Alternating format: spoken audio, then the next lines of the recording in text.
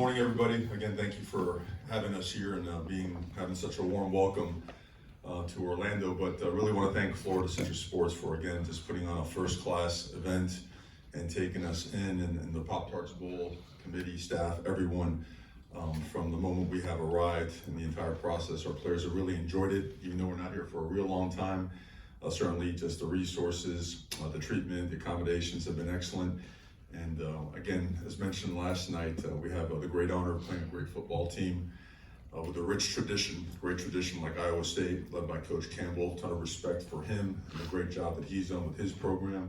And certainly proud of our players, the University of Miami, and always proud about being a Miami Hurricane. And looking forward to a great opportunity and a great game tomorrow. Coach Campbell?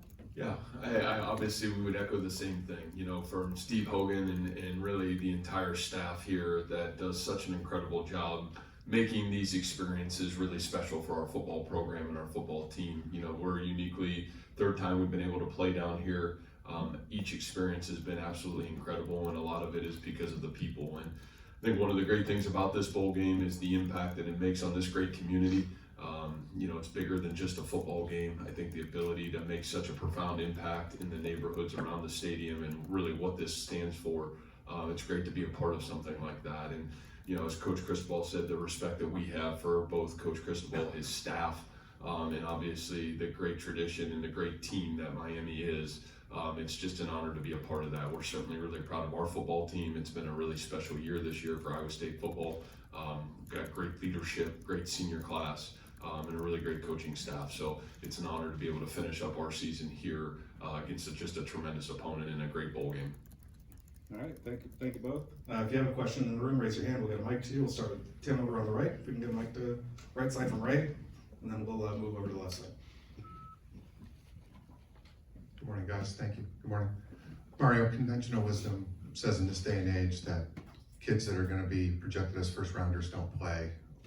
Every indication from Cam has been that he will play tomorrow. Why do you think he made, it's unfair to ask you to speak for him, but why do you think he made that decision to go one more time with you guys?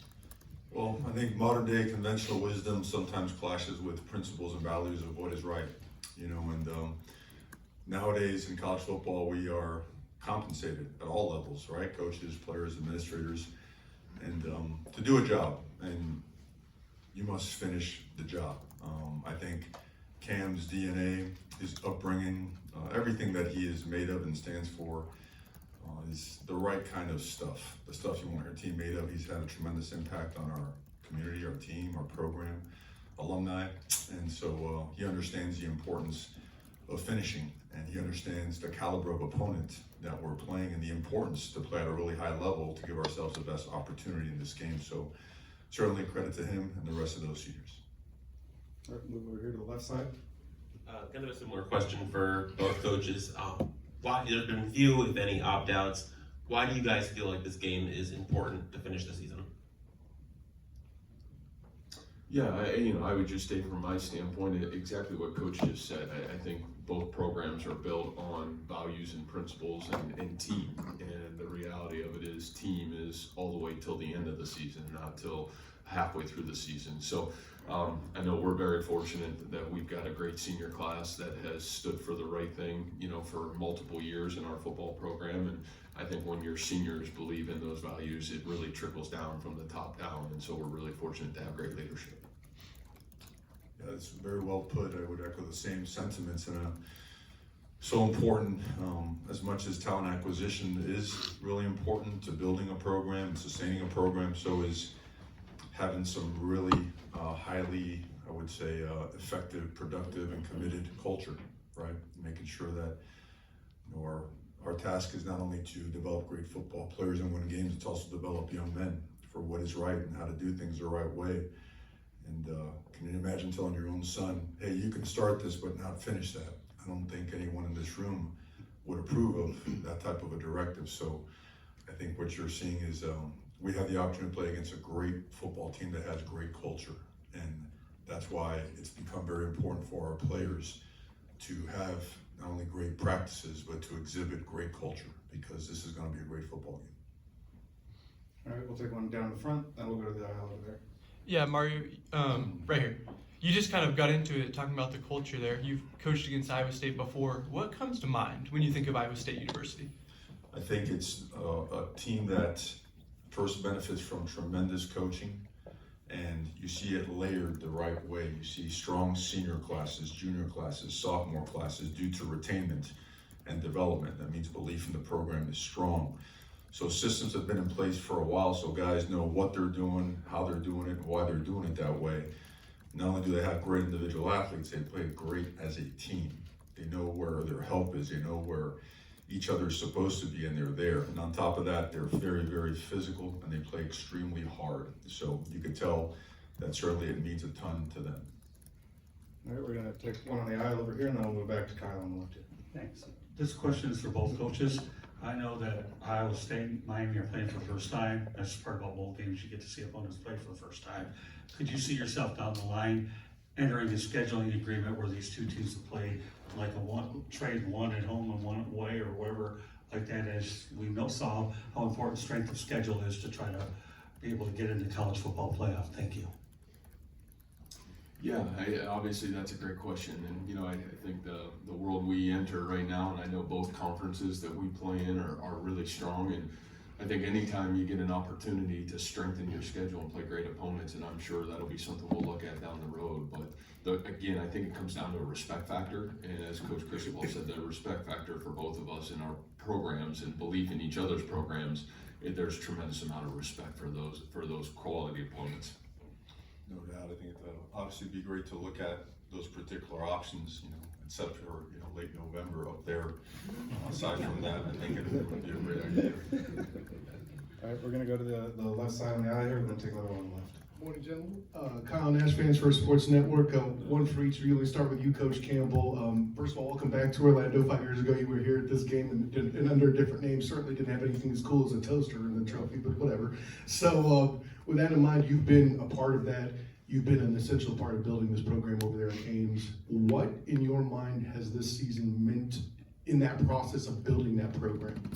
Well, this has been a really special year for us. I mean, you're talking a lot of firsts in the history of 133-year history of Iowa State football. And, I would say we probably have at times had maybe more talent, but I don't know if we've had the quality of team that we have this year. And this team has been ravaged with injuries and challenging situations, and they've never flinched. And to me, that's been one of the great joys as a head coach and being in a place now 9 years, which I know is hard to do in today's world, and be able to do it where the young men stand for something and believe in something. And this year I thought was the epitome of what our program has stood for. When it gets really hard, when it gets really tough, and when you face really adverse situations, man, how do you work through hard? And it takes great leadership, and our leadership in our senior class is as special as it's ever been. Our two captains with Jalen Noel and Jalen Noel and Bo Freeler, what those two guys have meant to Iowa State football and how they've exhibited elite leadership, and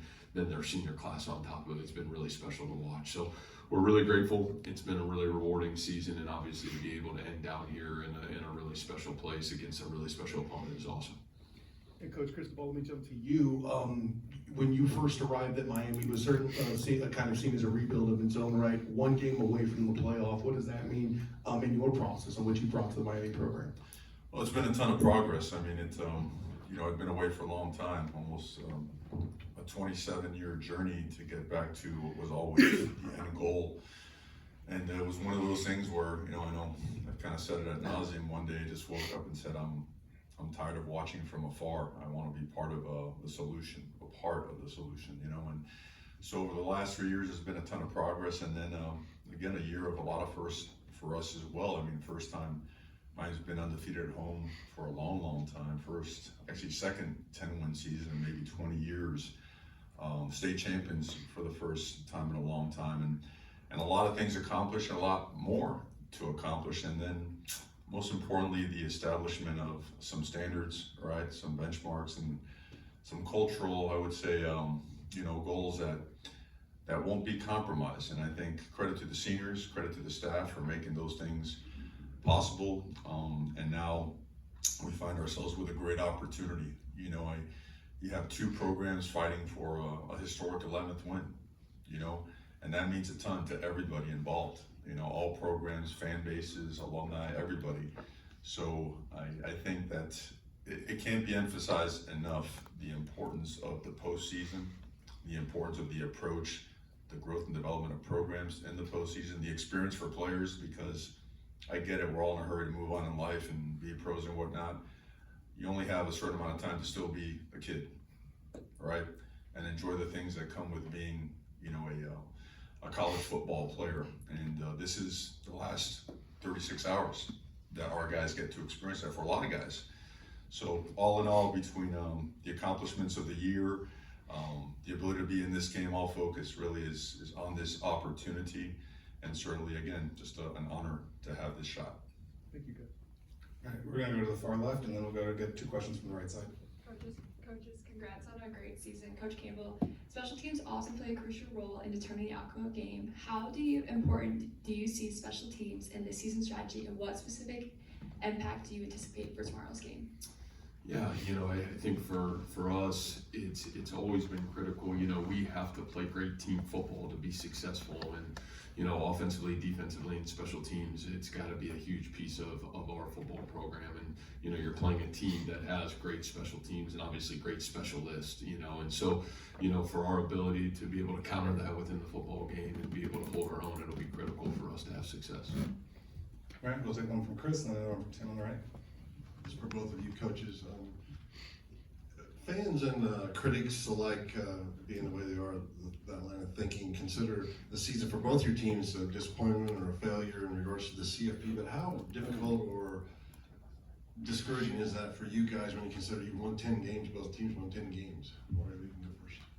Well, I don't think anything outside of the walls of the program and the people that put in the daily work is, you mentioned the word disappointment. There's, for us, if you don't win every single football game, win every single rep, there's disappointment in the right kind of way, where you build positive anger and you want a better result through process. But in terms of players' effort and accomplishments and progress, there is no disappointment. For us, as hard as we've worked, and mind you, no one wants to win more than the players at our respective programs and the coaches in our respective programs, and no one puts in the amount of time away from family and obligations outside of football. No one puts in more time than what we do. So I think when a question like that is a little bit, it's almost like foreign, like almost undigestible, because those trains of thought are things that don't creep into our processes, our way of thinking. All we think about is finding ways to get better, do right by our people, help these young men grow, develop, and win football games, and continue to make progress in our organization. Yeah, I would say I chuckle at that comment, and to be quite honest with you, think about what I just said, 133 years at our school, and we've never won 10 games. We've been in 2 Big 12 championship games in the last 4 years. Nobody even thought that was ever possible at Iowa State. So to say something like that is, ridiculous, to be quite honest with you. I think for our end of it, we've always talked about in our program is, man, can we get to the end of the season and really have tried to become the best possible team that we can become, and we'll define that once the season comes to an end. And I think what this team has overcome, and I think Coach would echo this, man, with the adversities that you go through in a 12, for us so far, a 13-game season, man, the opportunity to grow through it and become your very best, it's such a great reward. And so that's our world that we live in, and it's awesome to live in it, because you got 18 to 22-year-olds that you just see just continue to grow as great men. And we'll leave on Saturday, we'll have 20 seniors that are going to leave, and they're going to go be great fathers, husbands, but the one thing they're going to be able to do is they're going to be great leaders of people because of their experiences and what they've been able to accomplish even this season. And man, the pride that they'll be able to walk out of that locker room with, no matter what the result is on Saturday, about what they've been able to do and accomplish in Ames, Iowa. So we're really proud of them. We'll go back to the right. Mario, I think they brought basketball back around the time that you were a freshman in high school, and you've seen the program go from non-existent to basically mediocre to back-to-back Elite Eights and a Final Four under Coach Al. What did yesterday's news from Jim mean to you, and what do you think what's his legacy at the university? Man, that was a hard one. It really was. Love and respect him. He's an iconic, he is legendary. certainly just put that program on his back and went to work. And I mean, he will be missed tremendously. I'm going to rate his roster for tight ends and defensive ends. I think he's just an exceptional human being. I look forward to getting with him and picking his brain on leadership and on team building and culture and getting him over and having him in front of the guys. And I know he always wants to be involved with the University of Miami, but you couldn't ask for a better human being and a better leader for a program and for young men than Coach L. So Coach L, love to you, man. You know, certainly, hey, I look forward to seeing you here, you know, down the line, but really appreciate everything you've done for community, for program, for the University of Miami. Is it sad when he's not the first basketball coach, and it's been a basketball thing. Mm-hmm. I'm sorry. Is it sad when you hear a bunch of these big name basketball coaches in the last couple of years saying, this is not what I signed up for? How do you process the changes and how it's really affected? Mm-hmm. It seems to have a profound effect more on basketball than basketball coaching than maybe other sports. I think I'm sure we come across a few things that are not likable, borderline detestable, but we love football more than we love the issues that have arisen due to just changes in the game. And there does come as one thing that is to the test of time, you either adapt or you die, right? So we're in adapt mode, and this period of time, no one knows how long it's going to last, when there's going to be some type of order associated with it. And until then, and you know, hopefully this too shall pass in terms of just the uncertainty of how to navigate, because there is no handbook. I mean, we all were probably groomed by coaches, and we worked under people that gave us blueprints that we have used to build programs, and now that blueprint is kind of out the door. You have to create a new one that's changing every other week. But honestly, I think you're looking at programs that, you know, that don't flinch, so we just go. And I didn't answer your question. I went all over the place with this, but I think you know what I'm saying. It's you go, man. You adapt and you keep going forward. And you know what? We know what's undefeated: working your butt off and doing right by people. And if you stay along those lines and you're willing to understand that, you better have tough staff members because the hours are longer, the days are longer, the off seasons are shorter. Then you know what? You're going to find a way. And hard-working, good people have been undefeated over the course of time. All right, we're going to squeeze in a couple more. We've got basically a line of questions down this left aisle, but we'll start in the back, Fox 35. Little out of my element here, I usually cover news, not sports, but I've recently been covering the economic impact that these games brings to the community. I'd love to hear some of your thoughts about what this game means for, you think, the city of Orlando, for the money that it brings to the community, to especially the local nonprofits, and also the exposure that it can give to the city. Yeah, you know, I know I started off this with my initial comments. You know, I think Steve Hogan, what they have, the vision of impact, not just from the game day experience, and I know it's tied in with the Citrus Bowl and the next experience, but the reality of it is just the impact that they have taken these experiences and given back to the local community, and the impact of like really making a difference. I think that's pretty powerful for our kids to hear, because again, our job is to take 18 to 22-year-old young men and send them out to the world and make an impact on the lives of others. And to watch a bowl game and bowl experience, and that's actually happening, and that money's being reinvested into young people and making a difference in communities, I think that's really powerful. So, you know, man, I think Orlando's got they're getting a lot of things in Orlando, and you get a lot of visitors and you get a lot of tourism, but to watch a bowl game and bowl games have a powerful stance to make an impact and create real change, I think that's an awesome experience, and certainly great for us to be able to sell our kids in our program and see that actually happening. Well, you know, and not only on top of that as well, not only present impact, but future impact. How many families that are here intend to come back because they've had such a great experience, right? And from an economy standpoint, you know, that's always a bonus. It's always a tremendous plus. And I want to reflect on the fact that the impact that the community has had on us. I mean, you have two teams that are going to be competing at the highest level tomorrow on the same field, and yesterday we're in the same theme park, you know, and contributing back and giving back to the community, spending our time with a lot of kids, some underprivileged, you know, some fans, you know, that's super impactful because it's all tied in together, right? I mean, impact, growth, and development are, you know, reaches the economy, but also reaches the individuals, transformation.